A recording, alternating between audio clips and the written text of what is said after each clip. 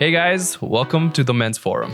Your guide to be a better man. Here we talk about everything to do with dealing with the nuances of life as a man. This is your safe space to find solutions to any problem that you could be facing as a man.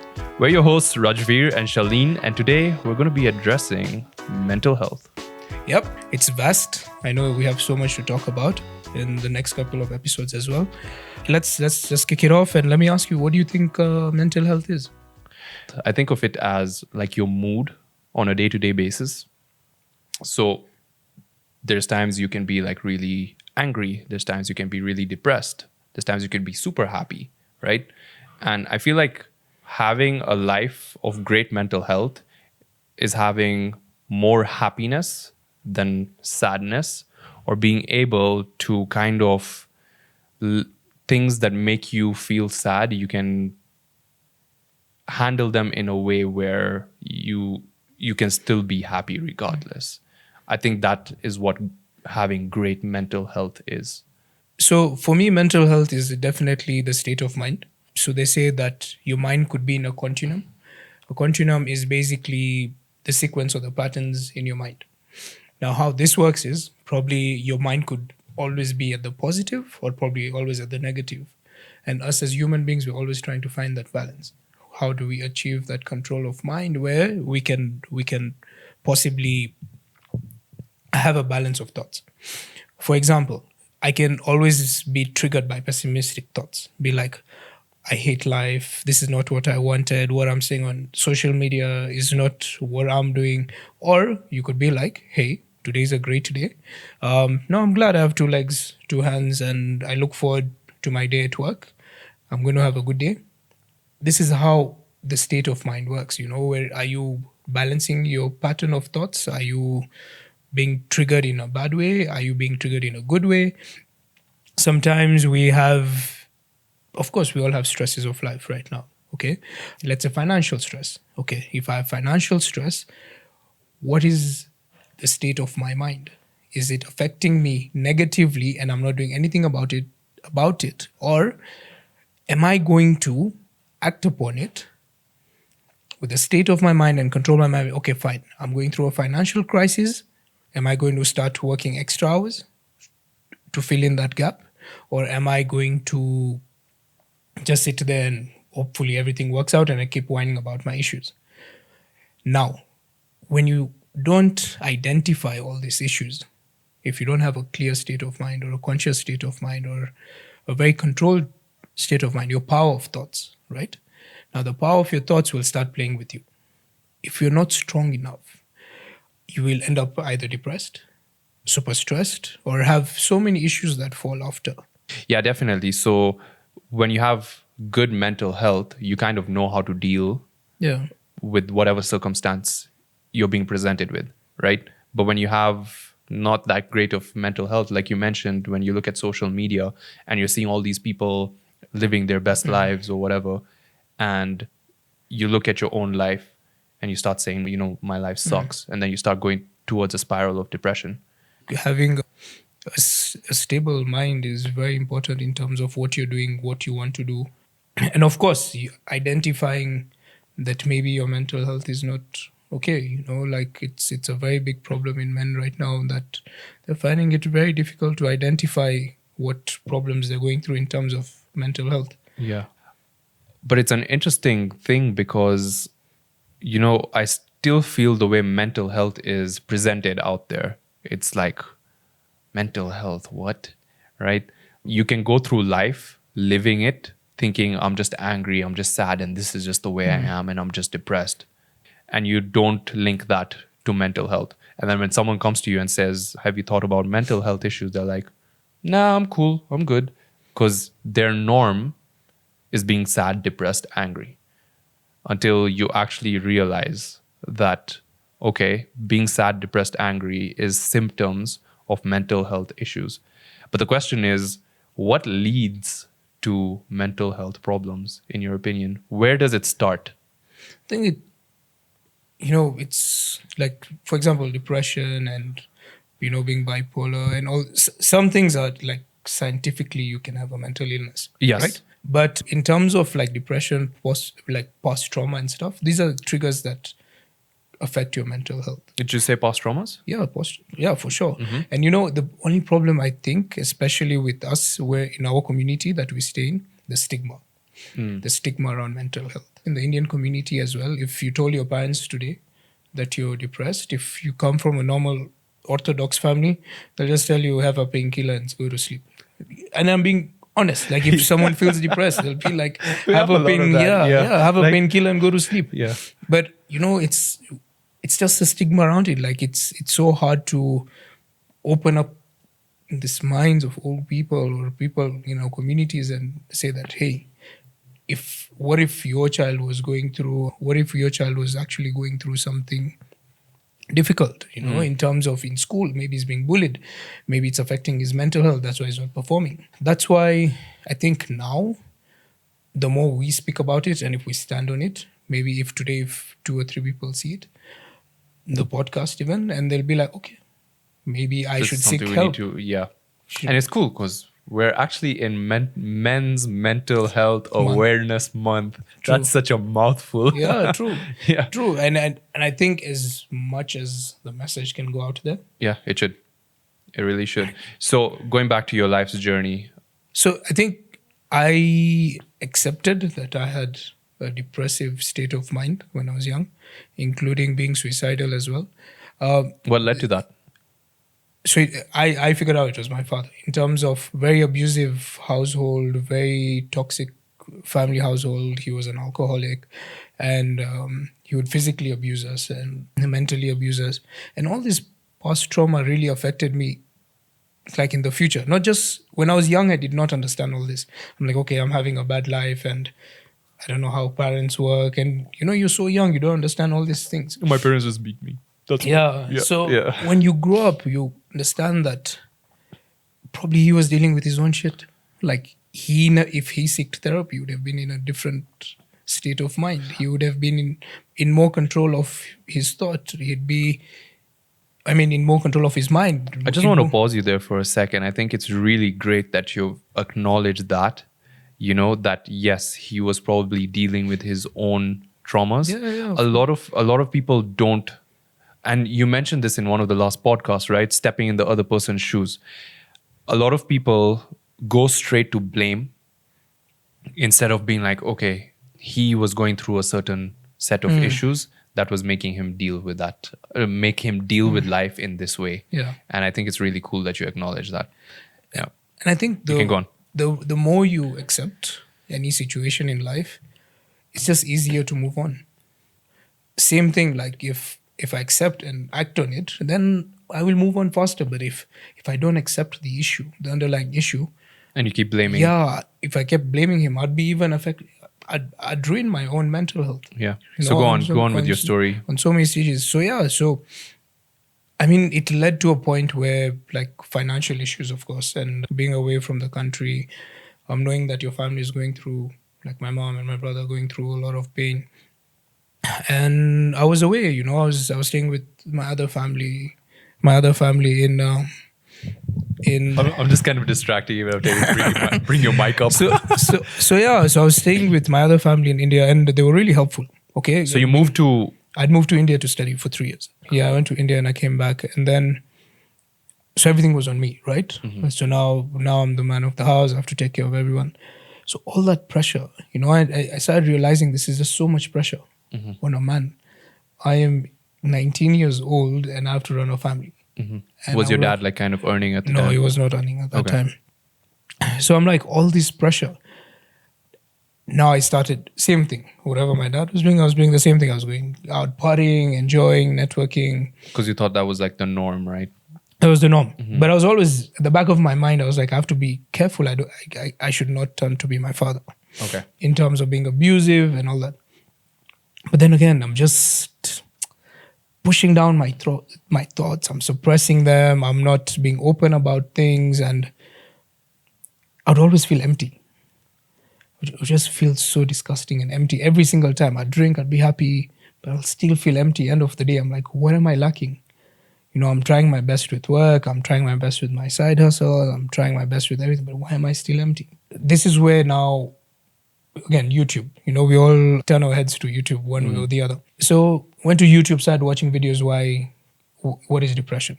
What is stress? What is, now we started seeing all these videos and realized, oh shit, I am actually depressed. I may not be clinically depressed, but everything that I feel are all signs of depression. I would not like anything. At a point, I'd love everyone, and then at the next point, I don't like anyone. And I'd have, I think I had a very shitty friend circle that all they did was go out, enjoy, party, and not address all these deeper topics when we were young, which we should from now on. Even if we have young viewers, I think it's very important for them to, you know, understand what depression and all this is. And yeah, it's painful because you start thinking about killing yourself at a point, like if you don't read about all these things and you have suicidal thoughts. So yeah, pressure for a man is real. I mean, I'm sure you understand, like as a man, there's only so much you can do. Yeah, that's true. There's a lot that can start bearing on you, especially the older you get. And if you haven't dealt with those childhood things that are subconsciously fucking you up, then it just gets worse and worse. I think it's really cool that you mentioned you went to YouTube and you kind of finally figured out, oh, okay, this is depression. A lot of people don't do that. A lot of people don't know that they can go to the internet and instead of watching things that are not supposed to be watched. But I mean, I guess that also leads me to the ease of access to stuff like alcohol, drugs, porn, to numb the pain. So initially, because all these are dopamine hits, right? And what is dopamine? Dopamine is a feel good. So you can be going through your life subconsciously feeling like shit. And then when you finally watch porn or when you have a drug or when you drink alcohol, all of that goes away and you kind of feel good. And you're like, I always want to feel this good. There's ways in which you can always feel that good that are more sustainable, but we're not taught those things in school, which I hate the education system. I think that there's so many lessons that we could be learning in school which we aren't taught. We're taught Pythagoras theorem. It's like, dude, how's that going to help me? I still haven't applied it in my life. I still have it, So I think if we were taught those things in school, people would be less likely to go into drugs or go into, if you're told in school that, hey, if you feel very angry today and you don't like that feeling of being angry, if you feel like the pressure on you by your parents is a lot and you don't like feeling that pressure, you can regulate your nervous system. And someone will be like, what is nervous system regulation? Okay, you sit down, you breathe, and you breathe like this, and all of a sudden you feel good again. Because we have flight or fight responses. That's the sympathetic nervous system, okay? Which, if bad stuff happens to you in the world, you need to react in a certain way. So that kicks in. Now, when you're facing traumas in life, especially like you mentioned, having an abusive father, you're constantly in fight or flight mode, okay? So what happens is now subconsciously, that's your way of living. You think it's the norm. Yeah. Yeah. As you grow old and you're just like, now that stuff just keeps messing you up. But if you were told in school, okay, you're in fight or flight because your parents are abusing you, but there's ways to go back into your relaxed state. And today we met a really kind lady who told us, just relax. If you're always living in the present moment and you're relaxed, you notice life just keeps getting better and better. But then the question is, how do you get relaxed? Nervous system regulation. And there's ways of breathing to do that. It's a level of hard work that you put up front to get the consistent, sustainable benefits instead of, going and hitting drugs, alcohol, blah, blah, blah. Yeah. No, true. I think the lady taught us something great, saying that if we live in the present and the present is good, everything else will be good. Yeah. Just live with that ideology. Like, she just changed our mindsets in a sentence. Yeah. Because we're always in fear, we're always in fear, like, okay, today we have this problem. Oh my God, what am I going to do about it? But instead of having a mindset, okay, I have a problem. What am I going to do about it? What are the solutions? And sometimes in life, us as humans, we're always looking for empathy. We're like, okay, we'll tell a friend, we'll be like, oh man, my deal didn't go through. Oh, sorry. Fine, your deal didn't go through. What are you going to do about it, right? So this is the shift in mindsets that we really need to bring in to a lot of people, where start thinking positively, right? Start thinking not everything is bad. Sometimes good comes out of bad as well. What's your take on therapy? Because there's a lot of stigma around it. Yeah. And I'm sure even for you mentioned one thing, you didn't have money for therapy. Yeah. So back then, how available was it? And was it something you were also kind of like, that sounds scary? So obviously I didn't have money for therapy, and so I started looking for if you can get therapy online, right? But then you'd always sign up. It gives you 1,000 steps, and then end of the day you still have to pay. So I hate it when that happens. so I started getting into fitness. Okay. I was, I think, over 100 kilos at that time. Yeah. So I'm like, let me just go to the gym. Somehow, mental health and fitness, there's some correlation, like going for a run and someone is feeling better. As you said, your dopamine levels go up. This is one of the ways. You hit the gym, you feel good. So I started going to the gym, not knowing jack. Okay. Again, no money for the trainer, no money for nothing. Paid for the membership. And every time I see a guy doing something, I do the same thing.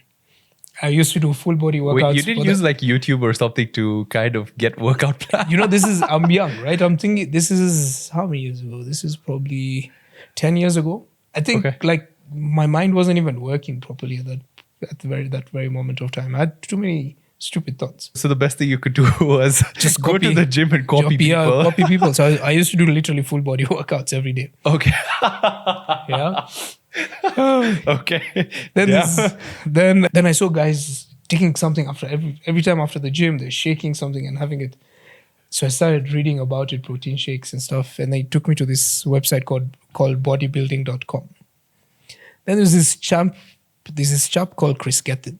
Okay, amazing bodybuilder. I think he's someone who's guided me through my whole fitness journey, where I lost 40 kilos and I really did well. So he's the same person who trained Hrithik Roshan to lose weight in the Bollywood industry.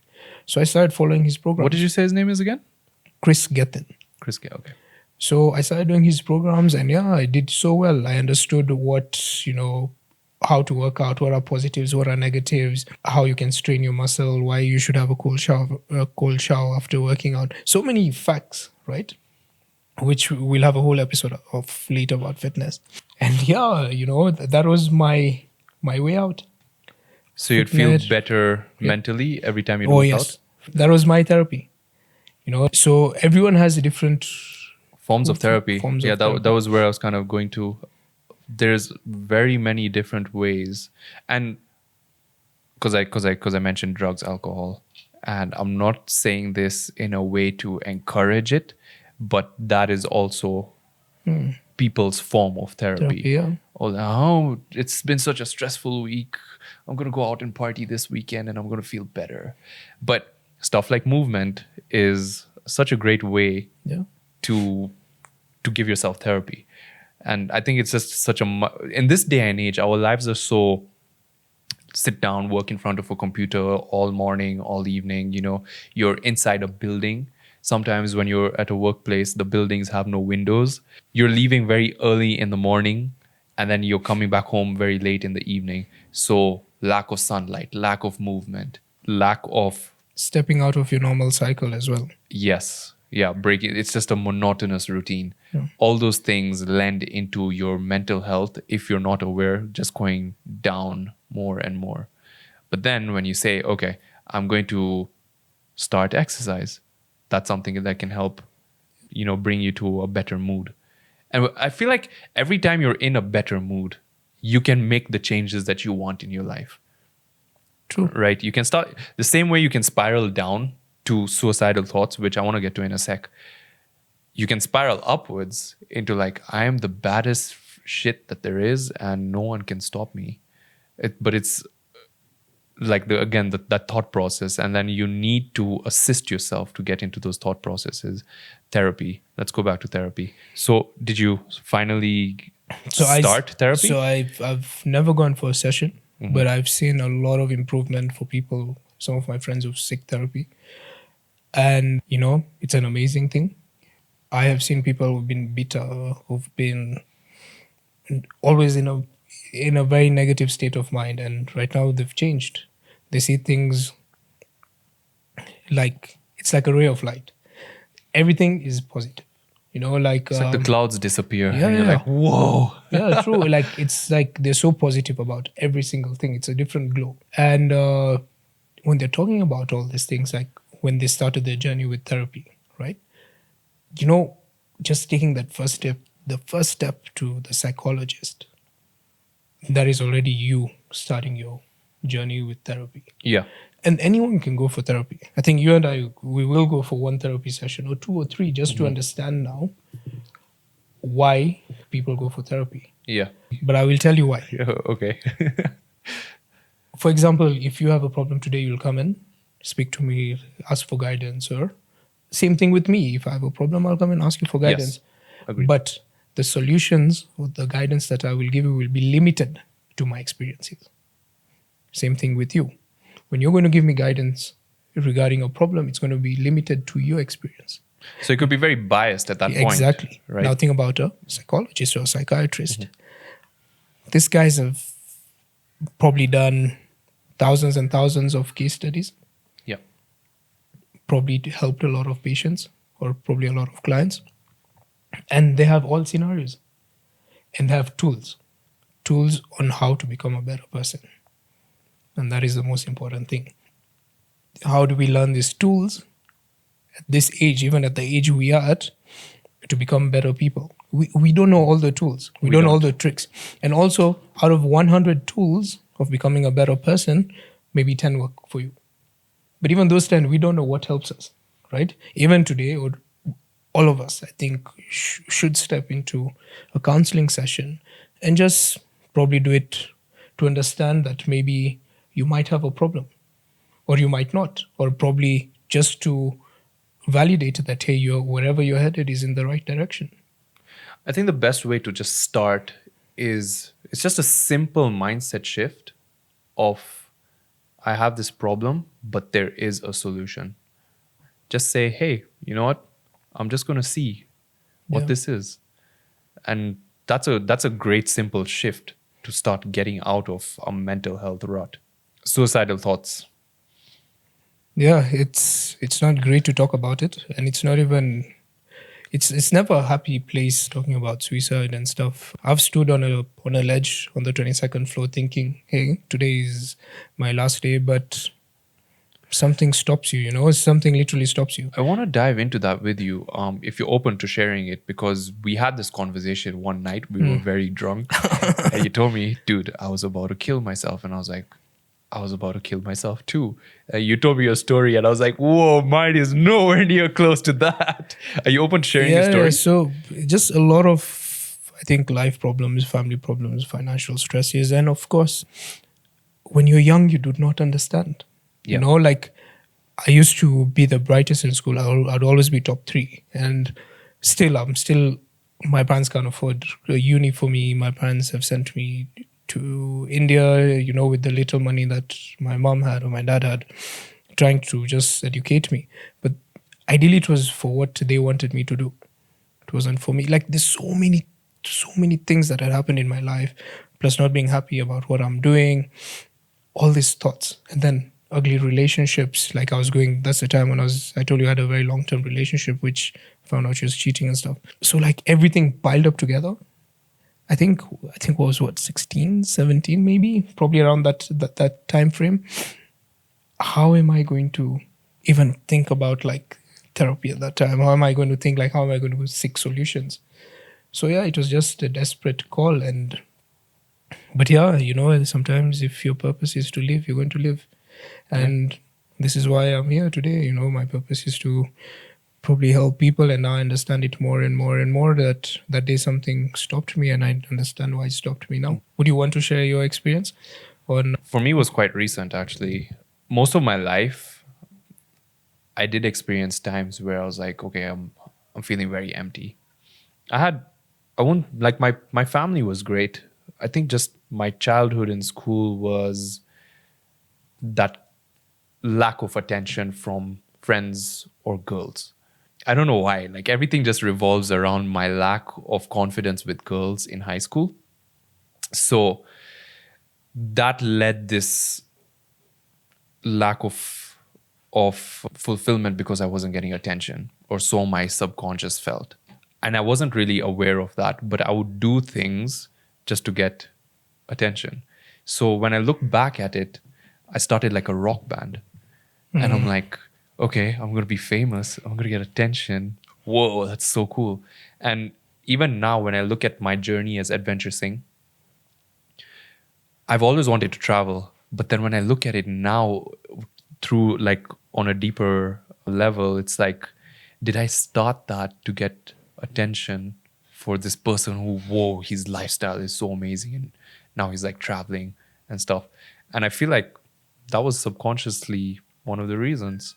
So when I started becoming more aware of that, 2022, so just a lack of fulfillment in me and a lack of like and doing things for attention, just becoming more aware of that, I started like not liking myself and I started feeling depressed. At the same time, I was grieving a breakup. So all these things were getting so heavy, man. And I'm like, I would start getting these thoughts of like, okay, would it be easier to fix this or just to end it?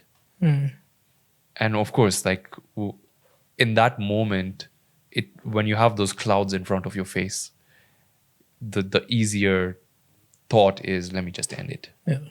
Might as well, because you don't see anything else. So yeah, I had a couple of thoughts here and there of, yeah, I'm just gonna kill myself, and I don't think anything's worth it anymore. That leads you to an even greater spiral. You're just like, okay, now you're hating yourself because you want to kill yourself. You're like, I've achieved all these things in my life, but I'm at this point in my life now where nothing matters anymore. Then luckily, like, I've been fortunate that the right people have come into my life at the right time.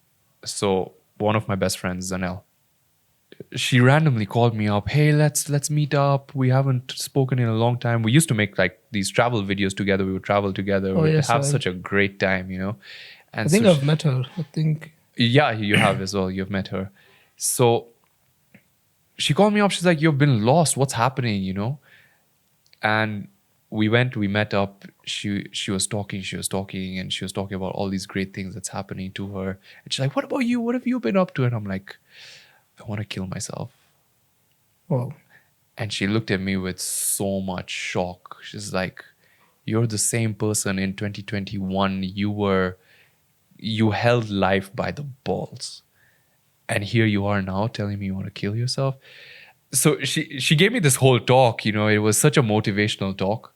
I got to see the other side of the coin. Like a little bit of the clouds opened up, and I'm like, you know what, actually, I can start somewhere. I'm probably at my lowest, but I can start again and I can build myself up again. So I thought to myself, okay, it's gonna be difficult, that's for sure. But coming back to that slight mindset shift of, there's a problem here, but there's also a solution. Every problem has a solution. Recently, a friend of mine gave me a very good analogy to relate all this, right? He's like, think you're in a boat, caught up in a storm, okay? You're about 6, 7 guys, but you're all holding on. Some guys are rowing, you're trying your best. And then you see a lighthouse. You see a lighthouse at the end. But despite that, the storm is really bad. You're hitting each other, you're probably falling off. But the only thing that's pushing you is that lighthouse. That is where your calm is. And how are you going to reach there? Yes, you'll have to work hard for it. You'll have to really grab onto whatever you can. You will really have to take in the pain of someone hitting you or crashing into you. But end of the day, you're aiming for that lighthouse. And if we practice that in our lives from today, knowing that whatever happens, there's a lighthouse. this is probably my storm. But end there's of the the day, light. Yeah. I'm going to aim Light for at the end of the tunnel. light at the end of the tunnel. Yeah, I think that's great when you can shift your focus to that light. All of a sudden, all these problems, they don't mean much, and I think this comes down to how we were talking about purpose the other day. Yeah. I feel like every time you can remember your purpose, then you can cut out all the other stuff. True. I think when you've created a path of your life visually in your mind, Yeah, knowing that this is where I see myself in the next 5 years, 10 years, 15 years, 20 years. Again, we said achievable ranges. yeah, And the moment you start working towards it, whatever comes in between is something that you'll just fight it off. that's true. I mean, like we've all had so many challenges this year. We've had COVID as one of our biggest Yeah, challenges for and everyone. a lot of people took their lives because Yeah. they felt like that was the end. Yeah. So Yeah. I mean, look where we are now. We fought it. So there's a couple of tools that can help our men out there right now, right? Yeah. To deal with whatever they're going through. First of all, you are going through something. When you're going through that something, there's a couple of tools that can help you go upwards instead of downwards. Some of those tools are, you've mentioned therapy, you've mentioned going to the gym, I've mentioned breath work. What else do you think is out there that can help people out there? Something that someone's told me recently, journaling. Journaling?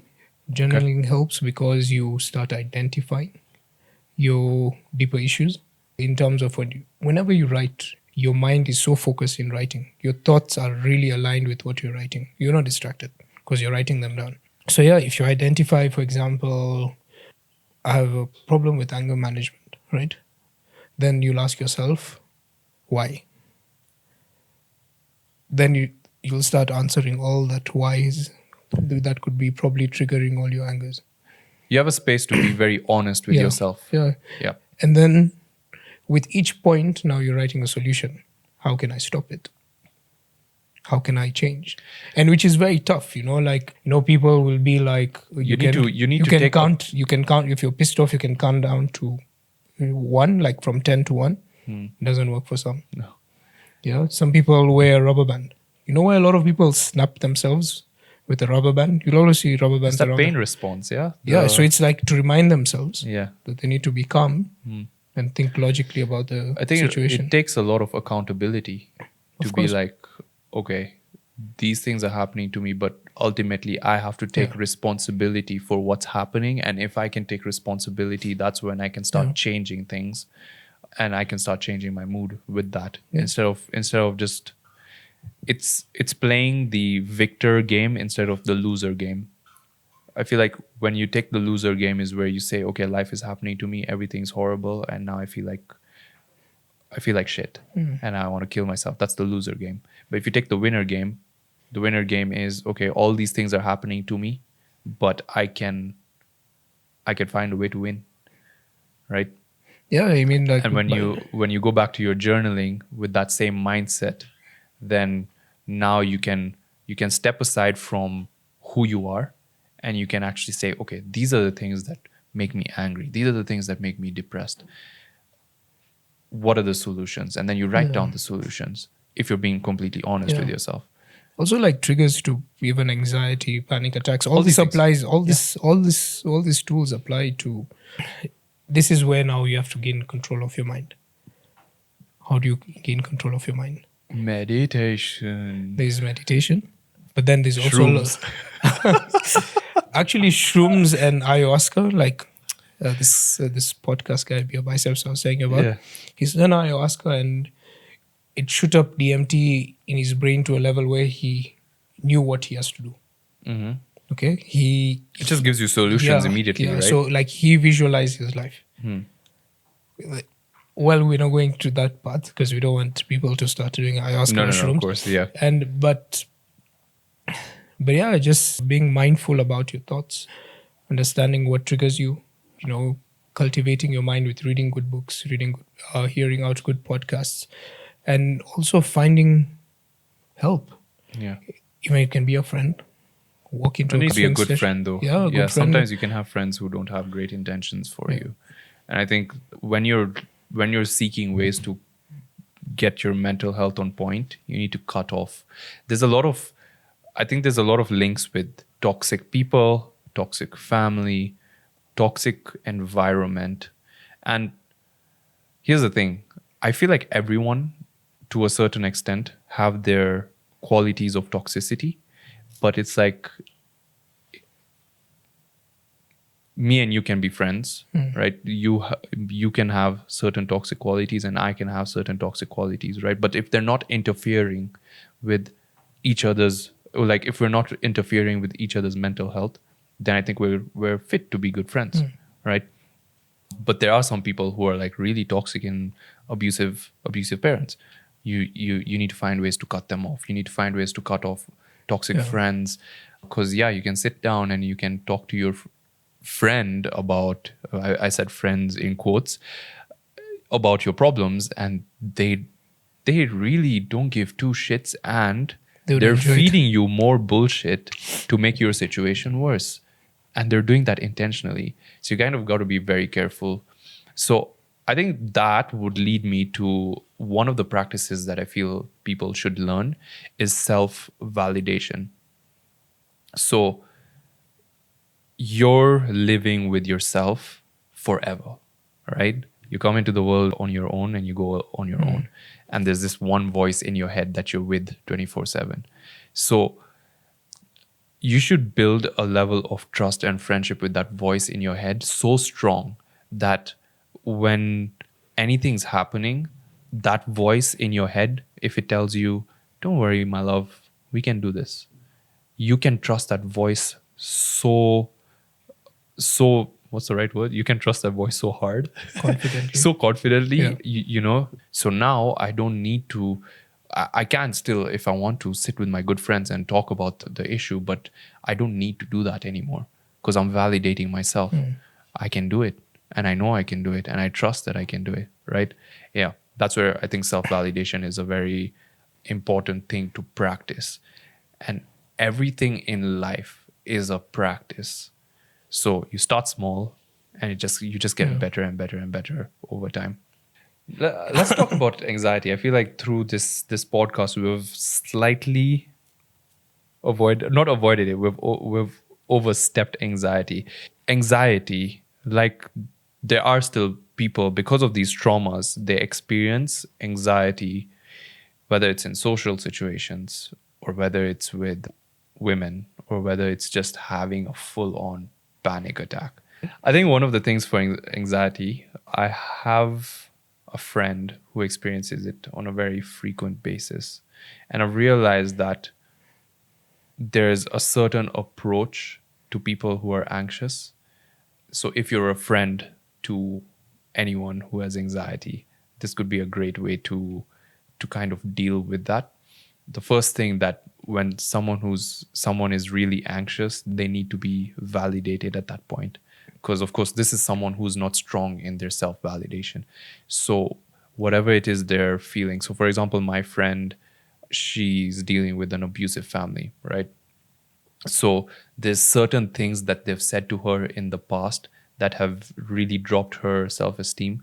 And if they say something small that's against kind of her progress in life, her mind will flip back and go to all those things, and it'll make it super big in her head. So the first thing that needs to be done is to validate that person. Hey, I understand how you're feeling, and hey, it totally makes sense why you feel this way. That's a great way to validate someone. A lot of people are quick to jump into, oh yeah, you know, you're feeling that way, also me, there was this time when I no. When someone's feeling that anxious state, you need to completely hear them out and you need to completely validate them. Now, once they feel heard is when you can let them puke out their sort of Yeah. emotional thing to you, and they start feeling a little bit lighter, less anxious, because now they feel like, yes, I'm being heard by someone. Then you can ask them, okay, do you want a solution or do you just want to continue Venting out. venting out? what's most preferable for you. And then most of the times they'll say like, okay, do you have a solution? And you can start giving a bunch of solutions. Or other times they'll say, hey, you know what, okay, I'm done venting, I'm feeling less. Then if it's a partner, uh actually, even no, even if it's a friend, like physical contact is such a huge beneficial, no, not physical contact like go and bang,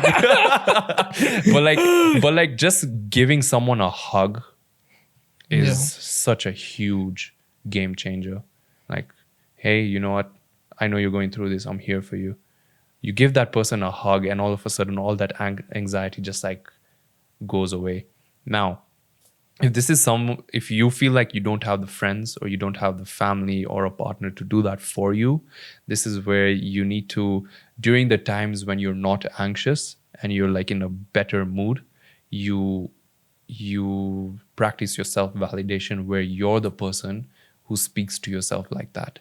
So in your head, there's the other voice, so you pretend you're the other voice, you pretend you're your friend, and you say, I'm noticed you're feeling anxious right now.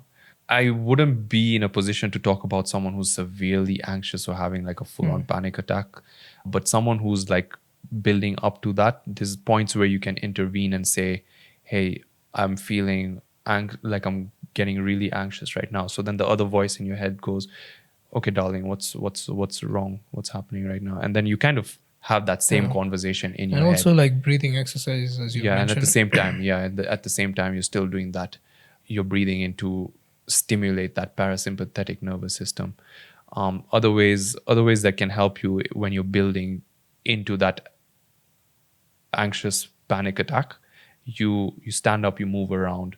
I learned this from the great Tony Robbins, which you don't know, and I find that so weird. But Tony Robbins advocates for movement.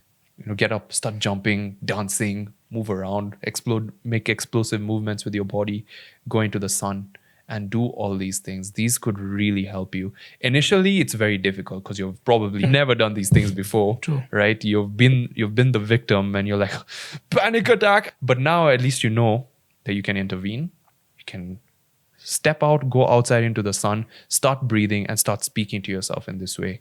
And you'll notice over a period of time, these anxiety attacks can even disappear. Just to add on to one of the ways that I resolve anxiety. So I'd breathe in like this. I'd breathe in once, follow it by another, and then let out slowly through the mouth. Yeah. Okay? So you breathe in through your nose,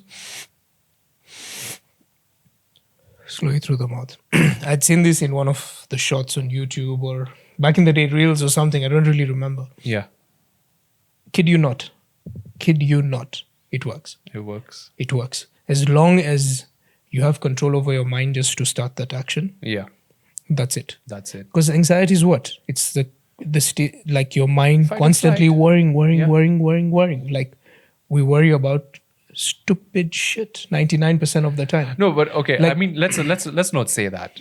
No, but it's there true. are some people who just get like panic attack, man. Yeah, you know, and of course it is worries because of stupid shit. But like in that moment, it doesn't feel like stupid shit. It And feels also, like again, that like cloud. okay, no, a panic attack is something I saw last year that it happened here at home Yeah.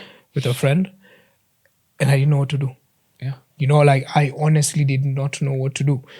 All I could tell her was this one breathing exercise. That's it. But otherwise, like, my wife was there for her, calming her down, saying, she vomited, which is one of the panic attack symptoms. So she vomited, she went down, she was shivering, and I'm just trying to like rub her legs, hold her, we're all trying to tell her everything's okay, just breathe. And at that very moment of time, I don't know what do I do. Yeah. She calmed down. I sat with her outside in the balcony. And The crazy thing is everyone around you panics. So I feel like the person who's getting a panic attack panics even more because it's like, oh, you don't know, shit. like you don't know what to do. And Yeah. I sat with her outside, gave her a blanket, one of the shukas, and I told her, let's just close our eyes and just breathe like this. 2 breaths in, one, followed by the other, and breathe out. And somewhat that technique has worked Yeah. for her. Like it helps her. And panic attacks just don't happen like that. Like you'd be in a situation where you're uncomfortable and it triggers you and boom. It's just that sometimes you feel that aura that you're about to get a panic attack, and how do you stop yourself? That's when you step in with the breath. So like probably step out of the situation or go and just breathe a little. I feel like if there's a cheat code to life, it's being very conscious of your breath. If you feel like everything's going to shit, just come back into your breath and just... And I feel like that can save you in anything. So, yeah. We we keep talking about this, the power of our thoughts. Something I always tell you as well, the power of our thoughts. The good thing with thoughts is we still have the power to change them. We're not our thoughts. So even though thoughts are like super, super, powerful, they can work for us or against us. And we have control over we have control over them. So, you can start looking at thoughts. Actually, there was this really cool video I watched a while ago. I'm just going to quickly say the concept because we have to start wrapping up this podcast.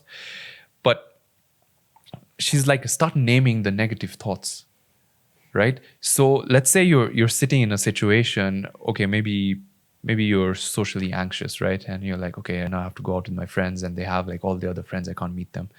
And you start getting like negative thoughts of like, oh yeah, you're not good enough, and you're not interesting enough, or you're not fun enough. You need to have the awareness to step aside from yourself and realize, okay, these thoughts are not me. So this is you. These are your thoughts. Now you're here. Okay.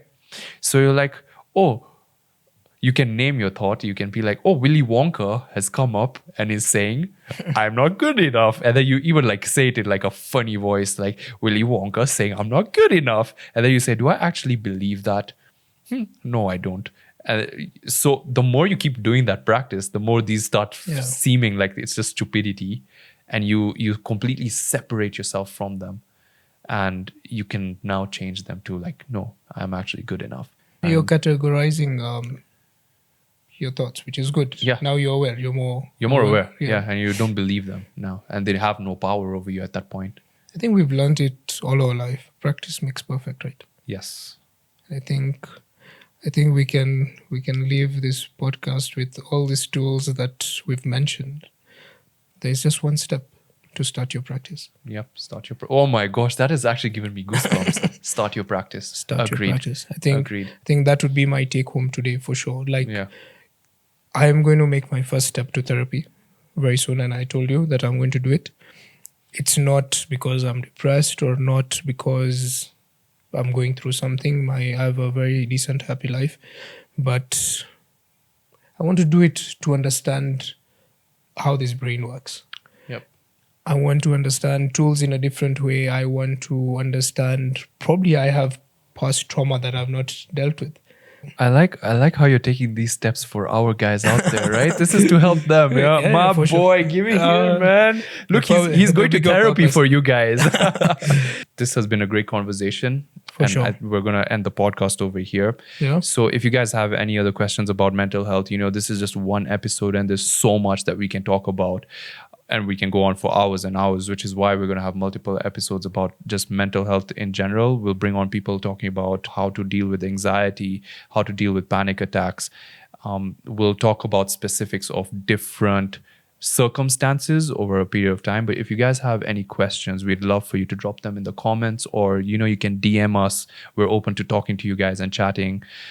And yeah, thank you guys so much for listening. I have really learned a lot, and I hope you guys have learned a lot. Shalene, you're a very smart guy. I love how you said, the best takeaway from this is, let's start our practice today, because practice makes perfect. So with that, thank you guys so much for watching, and we'll see you in the next podcast. Like, share, and subscribe. Peace.